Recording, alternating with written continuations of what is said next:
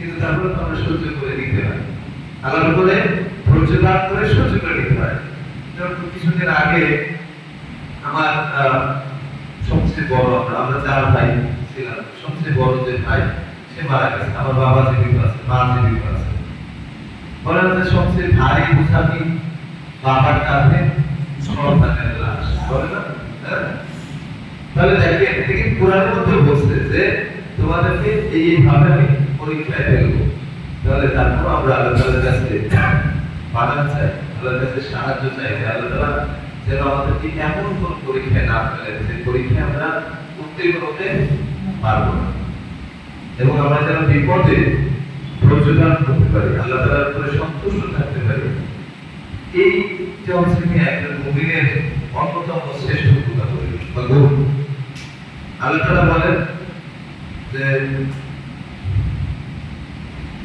আল্লাহ তাআলা সবরকারীদের সাথে রয়েছে, ধৈর্যধারীদের কি সাথে আছেন। তাহলে যারা ধৈর্য ধারণ করে, যারা বিপদে আপদে হতবিহ্বল হয়ে যায় না, অথবা থেকে দেখা যায় যে বিপদে অনেক সময় দেখা যায় যে আল্লাহর উপরে অনেকে দোষারোপ করে না, তো সেরকম যারা না করবে বরং ধৈর্য ধারণ করবে, আল্লাহ তাআলার কথা আছে, আল্লাহ তাআলা তাদের সাথে রয়েছে, আল্লাহ তাআলা তাদের সাহায্য করবে। আর আল্লাহ তাআলার সাথে মানে কেউ যদি বলে, ধরেন আমরা সমাজের কোনো ব্যক্তি, একটু পাওয়ারফুল ব্যক্তি যদি বলে যে আমি তোমার সাথে আছি, তাহলে দেখেন আমরা কি করি না, সাহস পাই, পাই না? হ্যাঁ, এবার আমি তার ছোট্ট একটা মানুষ ইয়ন হিসেবে, খুব বেশি পাওয়ারফুল কিছু না, আমি যদি বলি এই উপজেলার কাউকে যে আমি আপনার সাথে আছি, আপনার কোনো টেনশন নাই, দেখেন সে কিন্তু অনেক সাহসী করে পাওয়ারফুল করে না যে ইয়ন স্যার আমার সাথে আছে, হ্যাঁ, যে কোনো বিপদে বললে আমাকে সহযোগিতা করবে। তাহলে দেখেন যে রাজ এই মহা জগতের শুধু পৃথিবী না, কিন্তু পৃথিবী তো ছোট্ট একটা জিনিস, ছোট্ট একটা জায়গা, ছোট্ট একটা জায়গা, কিন্তু দেখেন এই যে আমরা মানুষ অনেক সময় খুব গর্ব করি, খুব অহংকার করি। অহংকার মানে কিন্তু অন্যতম কবির গুণ, সবচেয়ে মানে কি বলবো যে বড় গুণের একটা অন্যতম গুণ হচ্ছে অহংকার করা। তো দেখেন অনেক মানুষ আছে অহংকার করে, কিন্তু আপনি চিন্তা করেন যে একজন মানুষ সে নিজের খুব বড় দাবি করছে, কিন্তু একটা গ্রামের মধ্যে একজন মানুষ কল্পনা মানে মনে হয় না সে ছোট ছোট কিছু, যখন সেই ব্যক্তিটা মনে করেন একটা ইউনিয়নের মধ্যে হিসাব করা হয়, মানে ধরেন আপনার এই বাজারটা কি এখন বাজার, তাই না? জি, এখন বাজারের মধ্যে ওই একজন পাওয়ারফুল ব্যক্তি, হ্যাঁ, সে নিজের খুব বড় দাবি করে, কিন্তু যখন পুরো ইউনিয়নের মধ্যে হিসাব করবে তখন তারা কি গোড়ায় ধরবে না। যখন আপনার পুরো উপজেলায় করবে তখন তো তার কোনো পাত্তাই নেই। যদি জেলায় বলে তার নাম কেউ জানে না, যদি বলে পুরো বাংলাদেশের মধ্যে ওর নাম কি কেউ জানে বলেন তো? তার কোনো মূল্য আছে? তারপরে যখন বলবে সারা পৃথিবীর মধ্যে বলেন দেখি আমার নাম কেউ জানে, আমার নাম কেউ গোড়ায় ধরবে তো ধরবে না। তাহলে এই পৃথিবী এটা হচ্ছে কি সৌরজগতের একটা গ্রহ, এরকম একটা 8টা গ্রহ আছে। আমি এই কথা বলছি এটা বোঝানোর জন্য যে এই যে আমরা যে অনেক সময় বড় দাবি করি, আমরা দেখেন মহান রব্বুল আলামিন আমাদেরকে যে ওয়াদা করছেন যে যারা ভালো কাজ করবে, সৎ কাজ করবে, সৎ আমল করবে, সৎভাবে জীবনযাপন করবে, হ্যাঁ, আল্লাহ এবং আল্লাহ রাসূলের পথে যারা চলবে, তাদেরকে আল্লাহ তাআলা এই দুনিয়া 10 দুনিয়া জান্নাতে।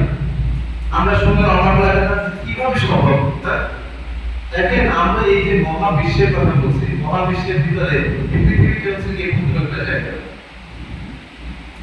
এই যে আমরা এখান থেকে আপনার সূর্য দেখতেছি, সূর্যটা এই ছোট একটা বলের মতো দেখা যায় না, বলে তো, হ্যাঁ, বা লাইটের মতো একটা বড় লাইট অথবা একটা বড় বড় আগুনের চাকতির মতো, কিন্তু ওই সূর্যটা কি আসলে অতটুকু? ওটা কিন্তু আমরা কল্পনা করতে পারবো না যে কি পরিমাণ একটা বড়। এই পৃথিবীর চেয়ে 13 লক্ষ গুণ বড়, 13 লক্ষ, তার মানে এই পৃথিবী 13 লক্ষ। মনে করেন আপনার সামনে যদি বল হিসেবে আমি যে একটা টেনিস বল, 13 লক্ষটা টেনিস বল যদি আপনি একটা জায়গায়, সেটাই তো হচ্ছে যে বিশাল এক গুণ লাগবে না বলেন তো? তাহলে এই একটা গ্রাম, একটা হচ্ছে কি ইন্ডিয়া, একটা উপজেলা, একটা জেলা, দেশ, এরকম মানে 195টা স্বাধীন দেশ আছে, টোটাল 230টা দেশ আছে, তারপর সাগর, মহাসাগর, তারপর হচ্ছে কি মরুভূমি, এই হচ্ছে কি সব মিলিয়ে একটা পৃথিবী। এরকম আপনার 13 লক্ষ পৃথিবী সমান হচ্ছে কি একটা সূর্য। সেটা কিন্তু সৌরজগতের একটা পার্ট। এরকম অসংখ্য অসংখ্য সৌরজগৎ কিন্তু আল্লাহ তাআলা রাখছেন। অর্থাৎ মহাবিশ্ব এত বড়, এত বৃহৎ, যেটা আসলে মানুষ কল্পনা করতে পারবে না। এই কথা বলার পিছনে আমার কারণ আছে। যারা তারা কোরআনের মধ্যে কিন্তু বলছে যে এই পুরো সৃষ্টি জগৎকে চিন্তা করো, এবং আল্লাহ তাআলা প্রত্যেকটা জিনিসকে আল্লাহ তাআলা তো বলে বলছেন, এই যে যেমন বলছে যে তোমরা পাহাড় নিয়ে চিন্তা করো, যে পাহাড় আল্লাহ তাআলা কিভাবে স্থাপন করছে।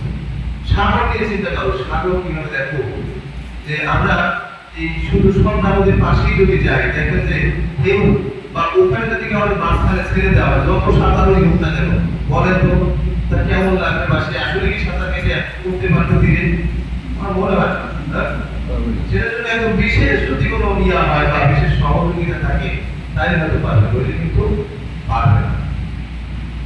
তাহলে আল্লাহ তাআলা এই প্রত্যেকটা সৃষ্টি, জগৎ, জীব যদি আমরা নিয়ে চিন্তা করি, তাহলে কিন্তু আমরা আল্লাহ তাআলার প্রতি আরো বিশ্বাস আমাদের দৃঢ় হবে। আপনি একটা চিন্তা করেন যে মাটির উপরে আপনি একটা বীজ ফেললেন, একটা তেঁতুলের বীজ ফেললেন, একটা ধরেন আপনি কমলার বীজ ফেললেন, অথবা আপনি একটা কলার চারা লাগাইলেন। দেখেন এক সারিতে আপনি যদি 5 ধরনের গাছ লাগান, আমার ধরেন আপনি একটা জামরুল গাছ লাগাইছেন, জামরুল গাছের ফল কেমন লাগে বলেন দেখি? তিতা। তিতা না? তিতা না বলেন তো? তিতা। অথবা নিম গাছের ফল তিতা। তিতা। তাহলে দেখেন এক সারিতে একই মাটিতে আপনি গাছ লাগাচ্ছেন, একটা ফল মিষ্টি, একটা ফল টক, এটা খাওয়া যায়, কিন্তু ওই তিতা ফল কি খাওয়া যায় না? বলেন দেখি। জামরুল গাছে তো বড় বড় ফল হয়, আর আপনার ওই যে লটকন একটু, তাই না?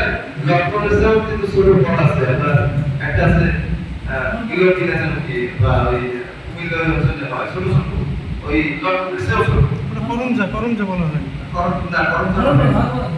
হ্যাঁ, তো দেখেন আল্লাহ তাআলা কিন্তু এই যে একই মাটি থেকে বিভিন্ন গাছে বিভিন্ন ধরনের ফল, বিভিন্ন ধরনের সার সৃষ্টি করছেন। এগুলো কে বলেন বলেন তো? আল্লাহ। আল্লাহ। তাহলে প্রত্যেকটা জিনিস নিয়ে যদি আমরা চিন্তা করি, আমরা কিন্তু হেদায়েত পেয়ে যেতে পারি। এবং প্রত্যেকটা জিনিসের মধ্যে কিন্তু চিন্তার বিষয় রয়েছে, চিন্তার ভোরাট রয়েছে। এই দেখেন আল্লাহ তাআলা কোরআনে বলছেন যে এই কোরআন হচ্ছে কি মানুষের জন্য হেদায়েত। বিসমিল্লাহির রহমানির রহিম, আলিফ লাম মিম, যালিকাল কিতাবু লা রাইবা ফীহি হুদাল লিল মুত্তাকিন। দেখেন এই কোরআন হচ্ছে কি এমন এক কিতাব যার মধ্যে কোনো সন্দেহ সংশয় কিছু নেই। পৃথিবীর এমন কোনো ব্যক্তি আছে যে যত বড় জ্ঞানী হোক না কেন, তো বাংলাদেশের একজন জ্ঞানী ব্যক্তির নাম যদি বলি সলিমুল্লাহ খান, উনি প্রায় অসংখ্য বই করছেন, এবং সে যখন কথা বলে তখন রেফারেন্স দিয়ে কথা বলে, বিভিন্ন বইয়ের নাম বলে বলে। সে বেশ কিছু বই লিখছে, কিন্তু সে ওই বইয়ের মধ্যে বা একজন যদি কোনো জ্ঞানী ব্যক্তি থাকে, বইয়ের উপরে শুরুতে কি কেউ লেখার সাহস আছে যে এই বইয়ের মধ্যে কোনো ভুল নাই, এই বইয়ের মধ্যে কোনো ভুল নাই, সন্দেহ নাই, হ্যাঁ, বরং ওই কথা লেখে যে চেষ্টা করা হয়েছে ভালোভাবে বা শুদ্ধভাবে লেখার জন্য, তারপরে ভুল থাকতে পারে, হ্যাঁ, তথ্যে ভুল থাকতে পারে, বানানে ভুল থাকতে পারে। যদি ভুল থাকে আপনাদের যদি দৃষ্টিগোচর থাকে, তাহলে আপনারা আমাদেরকে জানাবেন, আমরা পরবর্তী সংস্করণে ঠিক করে দেব, তাই না? বলতো যে কথা লেখা থাকে, কিন্তু কোরআন এমন এক কিতাব, মহাগ্রন্থ, এবং এটা আল্লাহ তাআলার যে মানে মহাগ্রন্থ, যে আল্লাহ তাআলার এই বাণী, আল্লাহ তাআলা যে এটা পাঠিয়েছেন, সেটার প্রমাণ কিন্তু এই আয়াতের মধ্যে পাওয়া যায়। যে আল্লাহ তাআলা বলেছেন যে লা রাইবা ফীহি, এই কিতাব হচ্ছে এমন এক কিতাব যার মধ্যে কোনো ভুল নাই, সন্দেহ সংশয় নাই, হ্যাঁ, সন্দেহ সংশয় নেই। এবং পরের আয়াতে আল্লাহ তাআলা বলছেন যে হুদাল লিল মুত্তাকিন, এটা হচ্ছে কি মুত্তাকিদের জন্য হেদায়েত। এখন দেখেন আমরা এই কোরআনকে আজকে হচ্ছে কি ওই কাপড় দিয়ে অথবা গিলাপ দিয়ে শুধু বাঁধাই রাখার মতো একটা অবস্থায় নিয়ে গেছে। কোরআন আমরা পড়ি না, কোরআন বোঝার চেষ্টা করি না।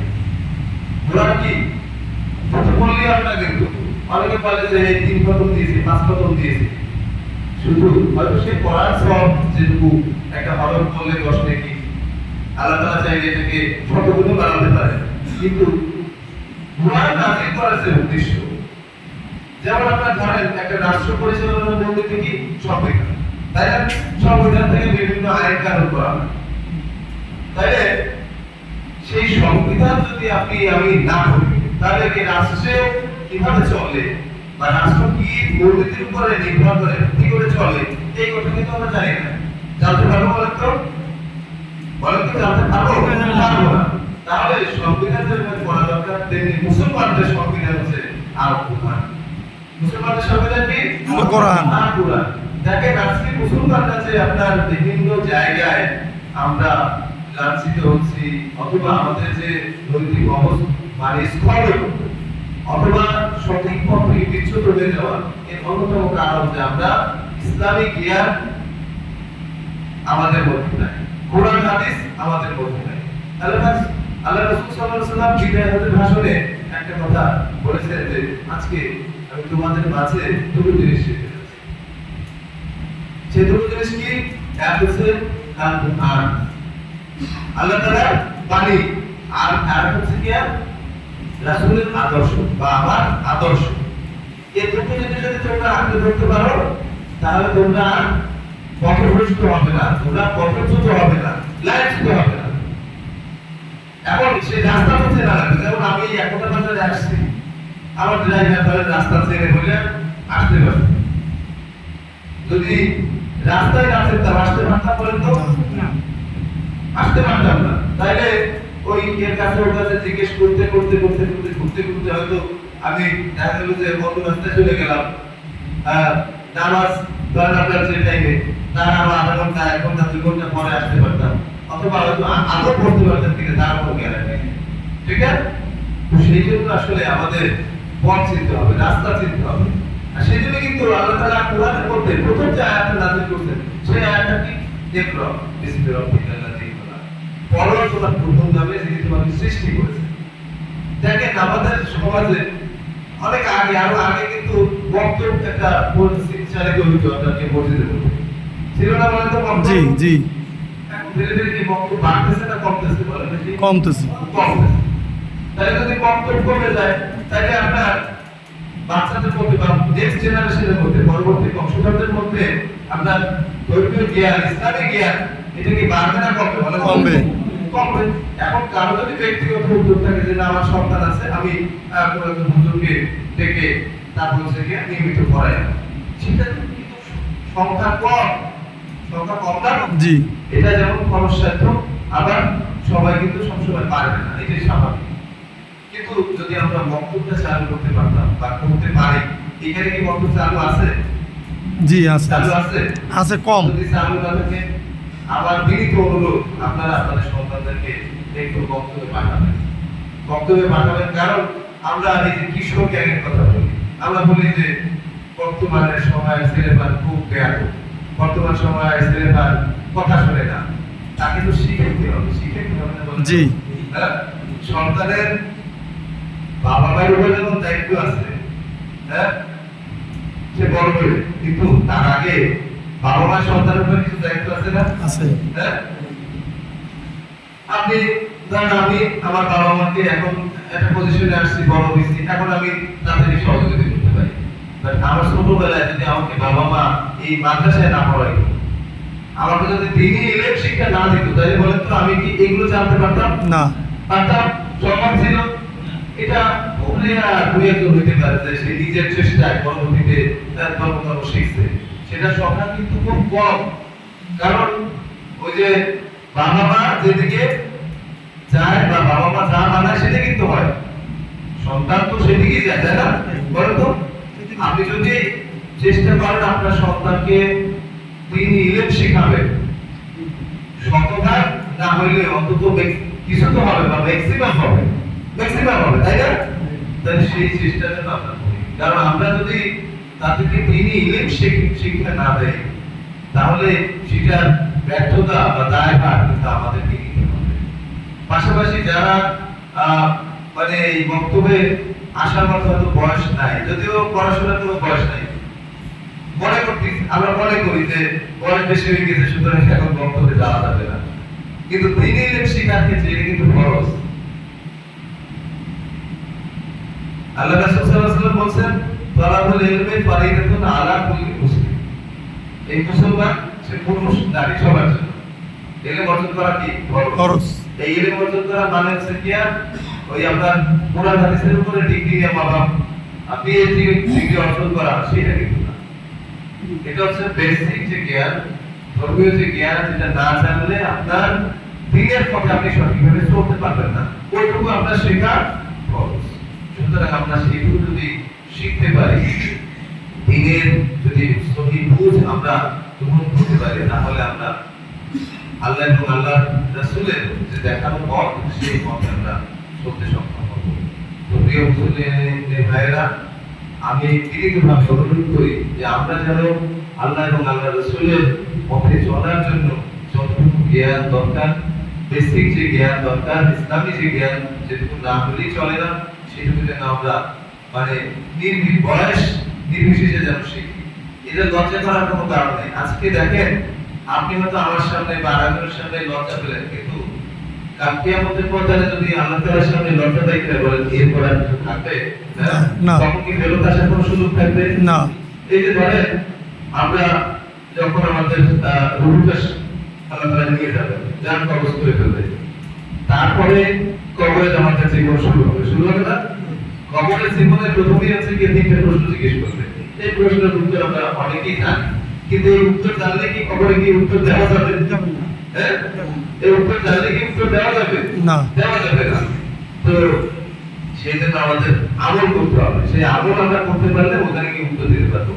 এখন আমি লজ্জার কথা বলছি যে যে দেখা যায় যে আমরা অনেকে লজ্জা পাই, এই বয়স হয়ে গেছে 60-70 বছর 80 বছর, এখন যাবো হুজুরের কাছে সূরা ফাতিহাটা যে হয় কিনা এটা জিজ্ঞেস করতে, অথবা হচ্ছে কি দোয়া মাসুরা বা তাশাহুদ এটা ঠিকমতো হয় কিনা জিজ্ঞেস করলাম, অথবা একটু পড়লাম, তাহলে লজ্জা লাগবে। আমার নাতির বয়সে মানে নাতিও আছে, আবার আমি আছি, কিন্তু আমরা তো চাই না যে আল্লাহ তাআলার কাছে কেউ লজ্জিত হই, চাই বলেন তো? না।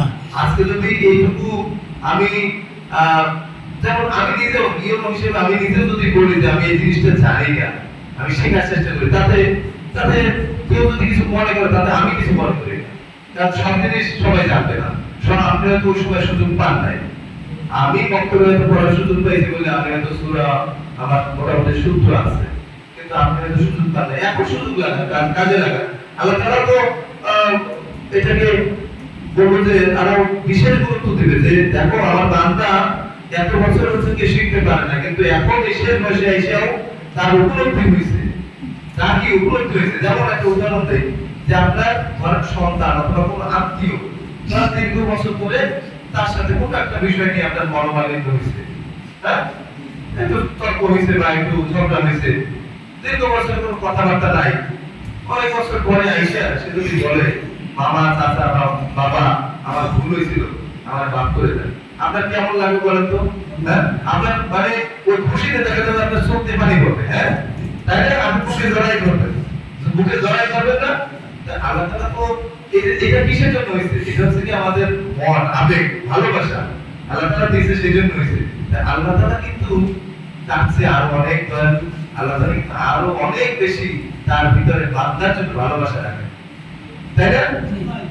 এরকম একটা কথা আছে যে এই পৃথিবীর যত যা আছে, যেমন আপনার ভালোবাসা, এটা 1% হচ্ছে গিয়ে এই সারা পৃথিবীর মানুষের মাঝে দেওয়া। ধরেন এখন বর্তমানে ধরেন 800 থেকে 820 কোটি মানুষ পৃথিবীতে আছে, চিন্তা করছেন 800 কোটি মানুষ, 800 কোটি মানুষ, তাহলে সেই 1% যদি এই 800 কোটি মানুষের ভাগ করে দেয় বা পৃথিবীর শুরু থেকে শেষ পর্যন্ত ভাগ করে দেয়, কি ভাগে করছে? তাতেই দেখেন যে একজন আরেকজনের জন্য জীবন দিয়ে দেয়, তাই না? জীবন কুরবান করে দেয়, তাই না? এবং সন্তানের জন্য বাবা মার কি পরিমাণ ভালোবাসা দেখেন দেখি, তাই না? তাহলে বান্দার প্রতি আল্লাহ তাআলার ভালোবাসা সেটা কি আসলে পরিমাপ করা যাবে বলেন দেখি? না। 99 ভাগ কিন্তু আল্লাহ তাআলার কাছে 99 ভাগ। আবার দেখেন ক্রোধের ক্ষেত্রে কিন্তু আল্লাহ তাআলার কাছে কিন্তু এটা আছে। ক্রোধ, রাগ, ওটাও কিন্তু আল্লাহ তাআলার কাছে 99 ভাগ আছে। কিন্তু আল্লাহ তাআলার ভালোবাসা যে কোনো মানুষের মধ্যে দেখেন আপনার রাগের চেয়ে কিন্তু ভালোবাসাটা বেশি জয়ী হয়, তাই না? ওই যে প্রচুর রাগ, কিন্তু আপনি দেখা যায় যে আপনার উপর কেউ রাগ করছে না, আপনি কার উপর রাগ করছেন, সে যদি আইসা আপনার কাছে সরি বলে, দেখবেন যে ওই রাগটা কিন্তু আর থাকে না, পানি হয়ে যায়, বলে না রাগ পানি হয়ে যায়।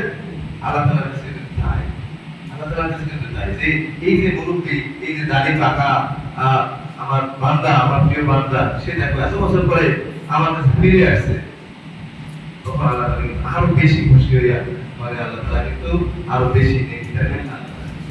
সুতরাং আমরা যেন এইটুকু বুঝি, আল্লাহ তাআলা আমাদেরকে সহি ভুল দান করুন। আল্লাহ যে কথাগুলো বললাম, এই কথাগুলো আমাকে সহ আমাদের সবাইকে আমল করার এবং বোঝার দান করুন, তৌফিক দান করুন। আল্লাহ তাআলা আমাদেরকে হিদায়াত দান করুন, যেন আমরা হিদায়াতের পথে চলি। আসলে হিদায়াত কিন্তু খুব গুরুত্বপূর্ণ একটা জিনিস। হিদায়াত ছাড়া মানে আল্লাহ তাআলা যদি কাউকে না চায় হিদায়াত, তাহলে কিন্তু হিদায়াত হবে না। ওই যে রাসূলুল্লাহ সাল্লাল্লাহু আলাইহি ওয়াসাল্লামের চাচা আবু তালিব খুব প্রিয় ছিলেন, দুজনে দুজনকে খুব পছন্দ করতেন, ভালোবাসতেন, কিন্তু আল্লাহ তাআলা চান না হিদায়াত, যার কারণে কিন্তু ওই আবু তালিব কিন্তু অবস্থায় কিন্তু কালেমা পড়ে নাই, পড়ছে না। সেদিক থেকে তো আমরা অনেক ভাগ্যবান যে আমরা অন্তত হিদায়াত পেয়েছি। এখন এই হিদায়াত বা ঈমান ধরে রাখতে হবে, ঈমানকে ধরে রাখতে হবে। তো আল্লাহ তাআলা আমাদেরকে ভালো রাখুন, আল্লাহ তাআলা আমাদেরকে ঈমানের পথে রাখুন এবং সুস্থ রাখুন। এটা সুস্থতা, এটা আল্লাহ তাআলার কি এক বিশেষ নিয়ামত। আমি এখন বেশি বাড়াচ্ছি না, সময় হয়ে গেছে। আমরা সবাই ভালো থাকবেন, সুস্থ থাকবেন, আমার জন্য দোয়া করবেন। وآخر دعوانا أن الحمد لله رب العالمين. السلام عليكم ورحمة الله وبركاته.